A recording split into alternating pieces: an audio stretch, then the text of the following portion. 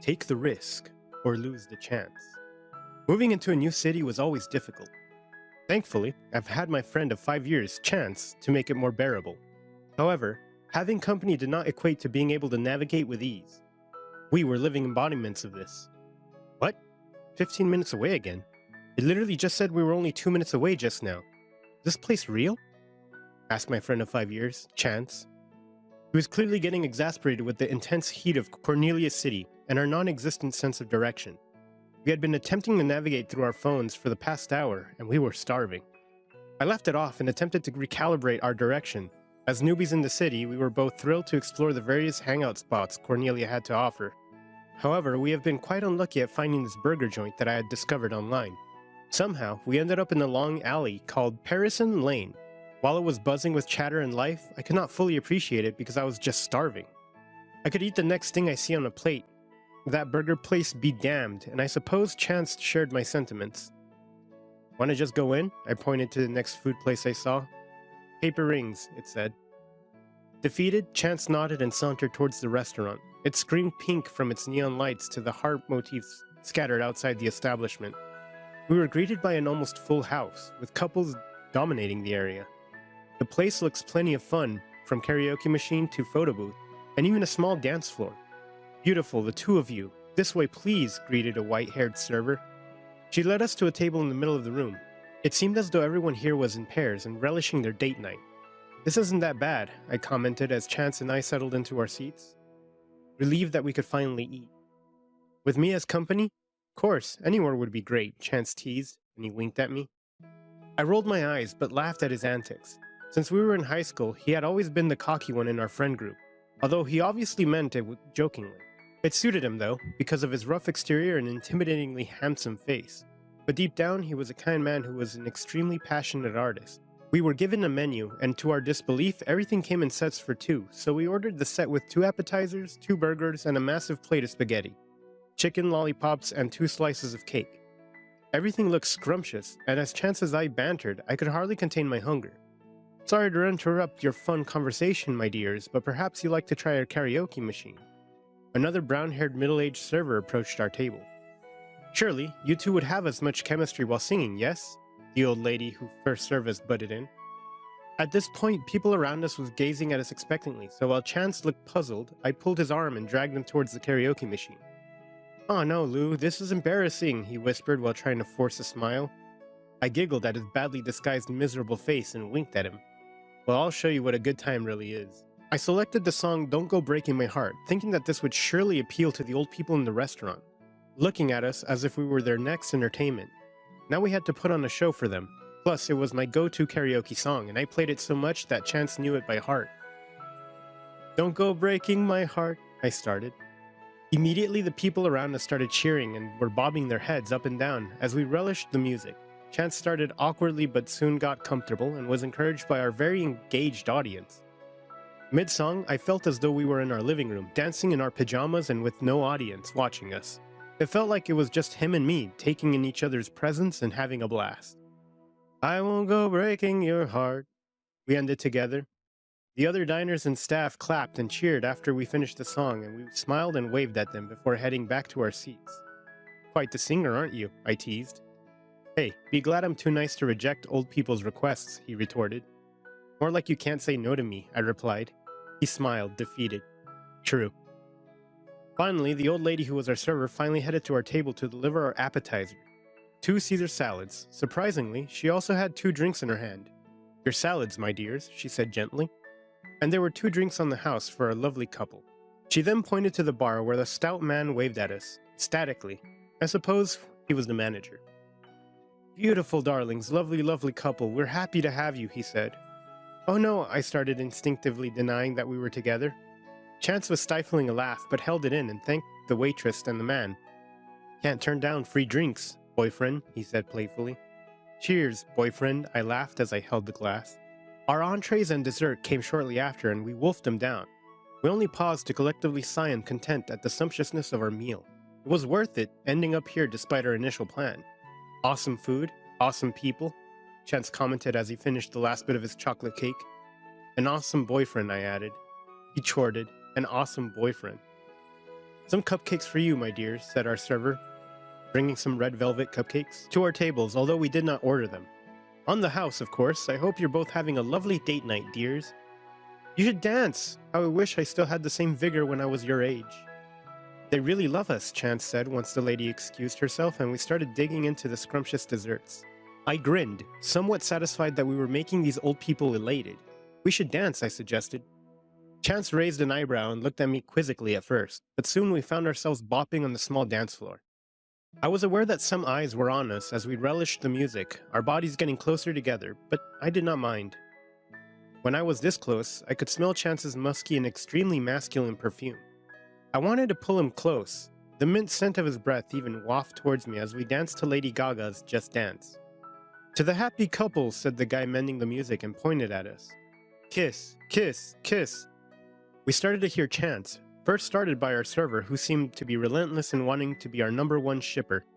I gazed at Chance awkwardly and he was also very adamant, looking around us and feeling ever so slightly pressured. I smiled weakly. Of course there was no way we were going to kiss, but with our proximity being this much, I felt the urge to hug him or to have some sort of contact with him. Anything to feel his skin next to mine, and so I kissed him, on the cheek. I placed it on his smooth cheek tenderly, and then looked at his starry blue eyes afterwards. They were gleaming of surprise, but looked ever so bright. "Aww," I heard the diners and staff coo collective. It evidently was not what they were expecting, but I was relieved that the lack of real action could finally get them off our backs. I suppose we're now Paper Ring's favorite couple. That's our fault for unknowingly walking into a couple's restaurant. Chance paused and we started laughing hysterically on the dance floor. Something shifted that night.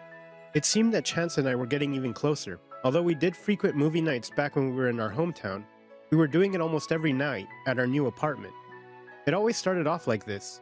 I would be sitting on the couch thinking of what to order for dinner, neither of us can cook, and he would sit beside me, exhausted from a day of painting and drawing, and at times his hands would be smudged with gouache or pastels.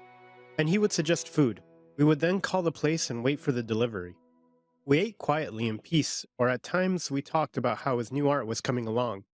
I also spoke a lot about my work as an accountant, although my days were pretty mechanical. Thankfully, Chance was a great listener who always invested himself in my convoluted and uninteresting tales. He was that good of a friend. Eventually, our movie nights and takeouts would turn into cuddle sessions. I was unsure of how it started or who even initiated it. I suppose the actual answer was we did it in unison. We would scoot towards each other subconsciously, and before we knew it, our limbs were entangled and I would be resting my head on his chest. He would stroke my hair gently and draw circles on my arm as we cry over a Tom Hanks film, or brave through a horror movie. There were instances that we even fell asleep on the couch in each other's arms. We would wake up in the middle of the night and sometimes the other would wake the asleep one and we would both retreat to our respective room. But most of the time we stayed that way until it was time for work. I swiftly felt comfortable in his arms and sought the comfort on nights that I was in my own bed. There was something about being enveloped in his strong embrace, with his veiny and muscular arms around my waist. I reminded myself that this was merely cordial. We were best friends. This was normal, or so, I told myself. Beyond this blossoming friendship, we were also starting to explore a new city together. Chance, during his lunch breaks, would explore different cafes and order a cookie to go wherever he saw one. He knew how much I adored cookies and left some of his finds on the counter for me to bring to work the next day. He would even leave cute notes and continue to write along the joke of diners at Paper Rings that we were a couple. To my boyfriend, "Here's a double chocolate chip cookie to brighten your day," he wrote. I found this gesture cute, and I would also leave little notes for him whenever I could. I even found this cute painting set downtown that immediately made me think of him. I bought it, and I left him a note the next day. "To the best artist in the world, there is no tool in the world that can give justice to your talent, but I hope this is a start," I wrote.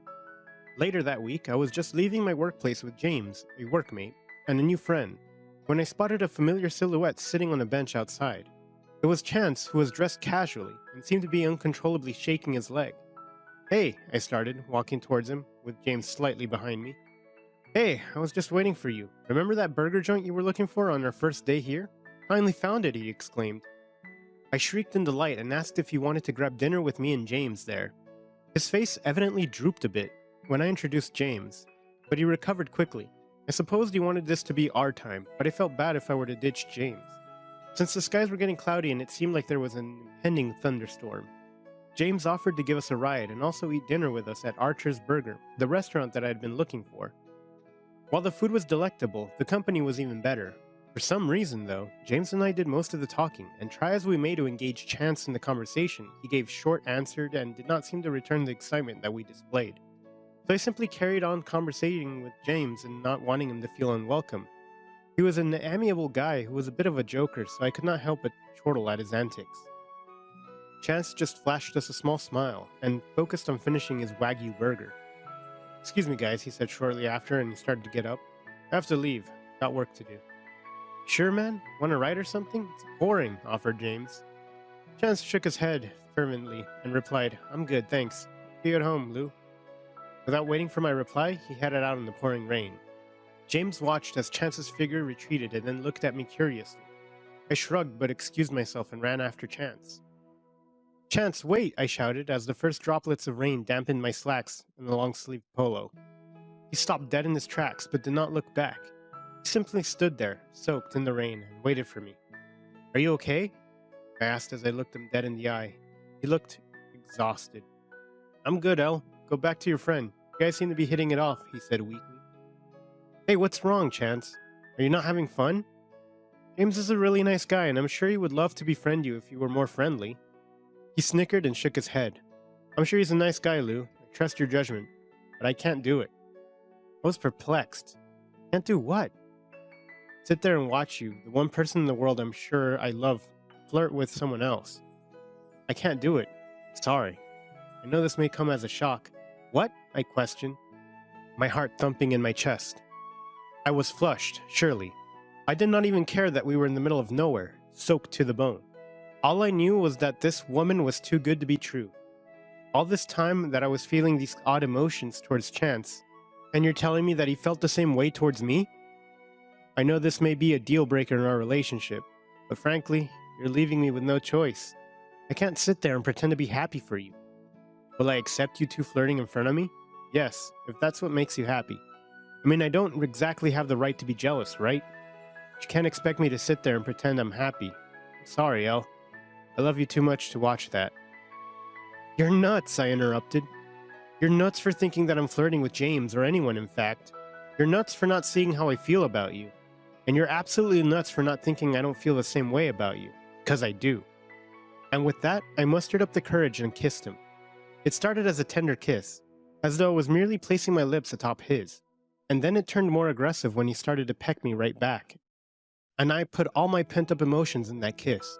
My frustrations and feeling that way for my best friend for the past few months, my burning desire for him, and everything in between. So does this mean we could finally go back to paper rings as an actual couple? Hell yeah. Very swiftly, we settled down in our little bubble. We did not even have a so-called honeymoon phase, because it seemed as though we had been like this since before we were officially together. Except there was a lot more kissing and plenty more cuddling now. I was unashamedly asking for cuddles whenever possible, and Chance, being the epitome of a good boyfriend that he is, satisfied my wishes. As good as he was a friend, he was even better as a boyfriend. This was indeed a lucky catch, and I could not be any more grateful. One night, however, it was getting late and Chance was yet to be back home. I called him and he picked up groggily, confessing that he had fallen asleep on his desk in the studio. He said he felt very lightheaded and he had the urge to vomit, so I grabbed my keys quickly and was out the door in a jiffy. "Stay right there, babe. I'm coming to get you." When I got there, he was burning up and feeling extremely weak, so I drove us home and heated up a cup of soup, while he rested on our massive couch. We had upgraded to a sofa bed so we could cuddle in the living room while watching television. I had him bundled up in blankets and he looked so peaceful even while sick. I approached him hesitantly. He looked so peaceful in his slumber and I did not want to interrupt his calm, but he had to put something in his stomach. "Babe, have some." I offered him a spoon of chicken noodle soup. Patiently, I fed him until he finished the bowl and went back to sleep right after. After taking his medicines, he was knocked out again, and I laid awake right beside him the entire night, monitoring him. I relished watching him sleep and was relieved when I felt he was no longer as warm anymore. I gently stroked his hair, and even in his sleep, his hand reached out to me, as if wanting to hold my hand. So he fell asleep like that. I bundled him up in his blankets with his palm in mine. He recovered a few days, and soon we could do our groceries together again. It was a ritual that we established when we first started dating, and it was one of the highlights of the week. It always started with us taking a leisurely stroll to the nearby grocery, hand in hand. How I love Cornelia City. I love how accessible it was by foot, and I love how everyone here was so approachable. You could be walking past someone and they would even smile at you, or even nod amiably. Most of all, I love how I got to enjoy its warm, beautiful weather with my best friend who turned out to be the love of my life. Groceries were always tricky because we both had the tendency to overspend, so starting last week, Chance took the liberty of listing down our necessities, and essentially crafting a shopping list for us. It was easy enough, seeing as neither of us cooked, so we mainly bought easy to heat up or ready-made meals, but some snacks. Although his shopping list was extremely useful, I could not help but be a little rebellious and sneak some snacks that were off the list. It was easy enough to grab them without him noticing, but it was another thing when the snack I wanted was high on the shelf. That would be the time that I needed him to reach for the shelf for me, seeing as he was much taller than I was. Pout usually did the trick. He loved me too much to say no to me. Why don't we try to make spaghetti and cookies this week? Just like the ones at Paper Rings, perhaps. Chance suggested as we walked down this aisle of the grocery store. Dibs on the cookies. We then looked up some quick recipes and soon found our cart with a lot more items than we had initially planned. When we got home, he started working on the pasta while I attempted to figure out the cookie. I was atrocious at these measurements, and frankly, Chance was not that much better in figuring out spaghetti recipe he managed to search. But alas, we attempted to do our best and make a home-cooked meal for once. Once the oven started beeping, indicating that my timer was done, it took one look and we knew we were in trouble. Holy shit, I exclaimed as I took out the tray only to see the cookies burnt into a crisp. The kitchen was really not for me. Chance found this extremely amusing and started hollering, but stopped when he realized I was getting upset. Aw, baby, he cooed. It's fine, my pasta is shit anyways. It tastes so bland Gordon Ramsay would straight up yell at me. I laughed and pecked him on the lips. We suck at cooking and baking, and now we starve. Or, he started, we can go back to Paper Rings and eat there instead. Why didn't we think of that the first time? Why did we even attempt to cook? I laughed. Let's go then. He took my hand in his large ones as we headed out the door and onto our favorite restaurant, New City. Now I can finally kiss you on that dance floor just like how I wanted to the first time. And I can call you my boyfriend without bluffing. He let out a chuckle. Easy on our shippers, referring to the old staff who seemed to insist on calling us a couple. They aren't ready for us. And I surely knew they were not because I frankly was not too. I came to Cornelia City to establish my career, be independent, and start my own life. Months in, I have found so much more. And I had my chance, and there was no way in hell I was letting him go. The end. Thanks for watching. Consider subscribing to become a part of our Rainbow Force and stay wholesome.